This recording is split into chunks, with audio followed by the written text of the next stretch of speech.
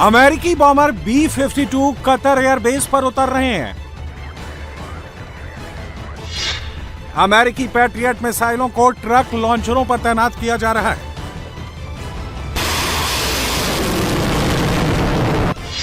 Washington में Trump Netanyahu के बीच बड़ी बैठक। ईरान अमेरिका के बीच छिड़ने वाली है जंग।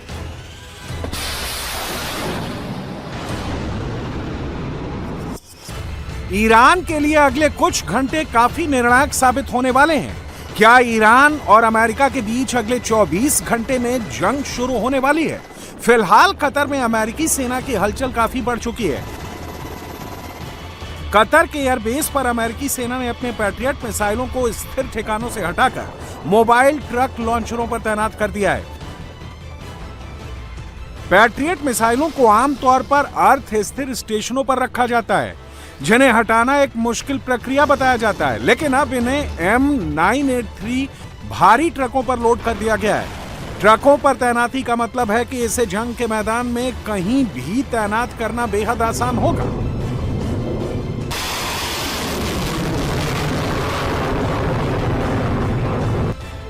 पैट्रियट मिसाइल अमेरिका की जमीन से हवा में वार करने वाला डिफेंस सिस्टम है। यह दुश्मन की बैलिस्टिक मिसाइलों, क्रूज मिसाइलों और विमानों को हवा में ही नष्ट करने में सक्षम है।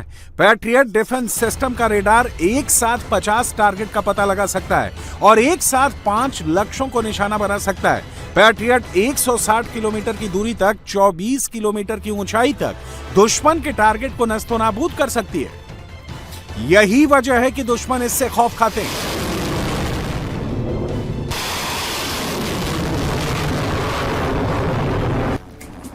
पैट्रियट मिसाइल ही एक्शन के लिए तैयार नहीं है।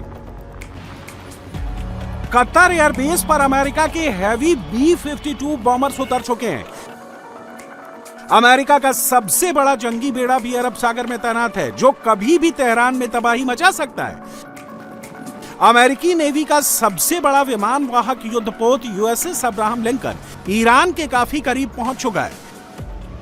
अमेरिकी विध्वंसक बेड़ा अरब सागर में ईरान से करीब 600 किलोमीटर दूर है और ट्रंप की हरी झंडी का इंतजार। ईरानी मिसाइलों को ध्वस्त करने के लिए अमेरिकी बेड़े में कई गाइडेड मिसाइल डिस्ट्रॉयर भी मौजूद है। USS Frank E. Peterson junior, USS Michael Murphy और USS एस्पुआन शामिल है। विशाल aircraft carrier USS Abraham Lincoln के साथ ये वो गाइडेड मिसाइल डिस्ट्रॉयर हैं जो ईरानी मिसाइलों को देखते ही हवा में ध्वस्त करने में सक्षम है। जब से ईरान और अमेरिका के बीच बातचीत शुरू हुई है, सबसे ज्यादा हलचल इजरायल में है। इजरायल तो ये भी कह चुका है कि अगर अमेरिका की ईरान पर हमले की देरी है तो वो पहले हमले के लिए तैयार है। इस बीच इजरायल के प्रधानमंत्री बेंजामिन नेतन्याहू अमेरिका के दौरे पर हैं, वॉशिंगटन पहुंच गए, जहां उनकी अमेरिकी राष्ट्रपति ट्रंप से मुलाकात होने जा रही है। As you know, we have a massive flotilla right now going over to Iran. We'll see what happens. I think they want to make a deal. I think they'd be foolish if they didn't. We took out their nuclear power last time, and we'll have to see if we take out more. Netanyahu सबसे पहले America और Iran के बीच दूसरे की शर्त जरूर शामिल की जाए। इजरायल चाहता है कि ये दोनों मुद्दे अमेरिका की ओर से בנסיעה הזאת אנחנו נדון בשורה של נושאים במשא ומתן, עקרונות החשובים, ובעיניי הם עקרונות חשובים לא רק לישראל, אלא לכל מי שבעולם רוצה שלום וביטחון במזרח התיכון। डोनाल्ड ट्रंप और बेंजामिन नेतन्याहू की पिछले कुछ महीनों से लगातार मुलाकातें हुई हैं। दोनों नेताओं की आखिरी मुलाकात बीते साल दिसंबर में हुई थी। अमेरिका और ईरान की बातचीत शुरू होने के बाद इजरायल को अपने हितों की चिंता है। ऐसे में नेतन्याहू ने दूसरे दौर की वार्ता से पहले ट्रंप से मिलकर अपनी बात रखने का फैसला लिया है। उधर ईरान पहले ही कह चुका है कि वो अपने बैलिस्टिक मिसाइल प्रोग्राम पर कोई समझौता नहीं करेगा।